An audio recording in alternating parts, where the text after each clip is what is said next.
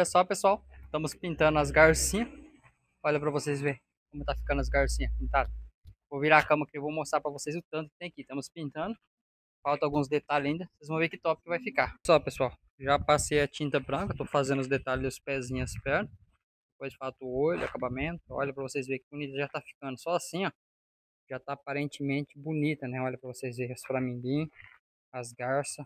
Olha só. Aqui tem a outra aqui também que nós estamos pintando a pintura. E aqui também tem os vazão grande. A panterinha ali. E o vazão grande. Olha esse vazão grande que top, galerinha. Tem o marrom. Olha ali o marrom. O marrom já foi. Pintei ele. Né? Só passar a resina agora. E olha só a qualidade desse vaso, pessoal. Top. Top, top, né?